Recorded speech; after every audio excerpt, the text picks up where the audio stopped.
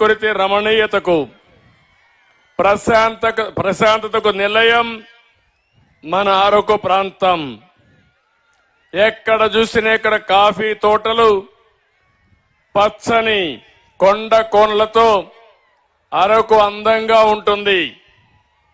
ఒక మాటలో చెప్పాలంటే కోనసీమ ఒక రకంగా అందంగా ఉంటే అందాల సీమ అయితే, దానికి మించిన వాతావరణం అన్ని కలిసి ఉండే ప్రాంతం ఈ అరకు ప్రాంతం అని చెప్పి కూడా నేను మీకు తెలియజేస్తున్నా. అందుకని నేను ఆ రోజే ఆలోచించాను, ఇక్కడ గిరిజనులు ఉన్నారు. గిరిజనులు ఉన్నప్పుడు ఇంత మంచి ప్రాంతం, బంగారు పండించే భూములున్నాయి, కష్టపడి గిరిజనులున్నారు. మనం ప్రత్యేకంగా శ్రద్ధ పెడితే మనం పండించే పంటలకి మైదానంలో కంటే ఇక్కడ రేట్లు ఎక్కువ వస్తాయి.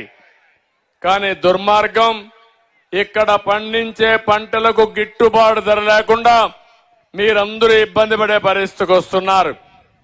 అందుకే మీరు ఒక్కసారి ఆలోచిస్తే అరకు కాఫీ పేరు కూడా నేనే పెట్టాను. అరకు కాఫీ అనే పేరు నేనే పెట్టాను.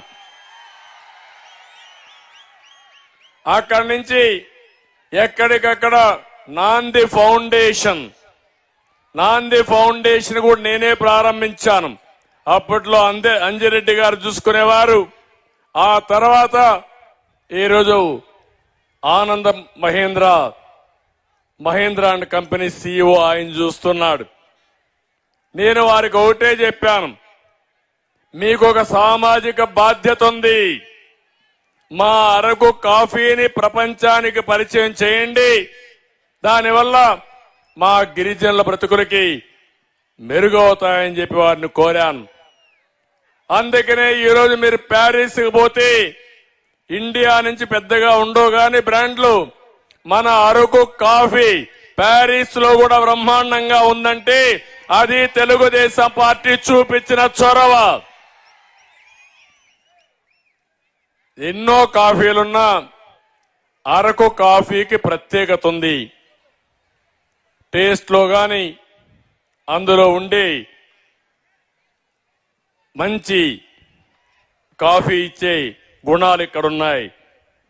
ఈవెన్ దావోస్ లో అరకుని మనం ప్రమోట్ చేశాం.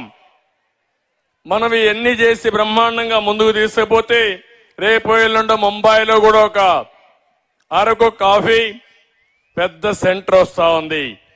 నాకు ఏమాత్రం అనుమానం లేదు, భవిష్యత్తులో అరకు కాఫీని ప్రపంచం మొత్తం తీసుకుపోయే బాధ్యత తెలుగుదేశం పార్టీ తీసుకుంటామని మీ అందరికి విజ్ఞప్తి చేస్తున్నా.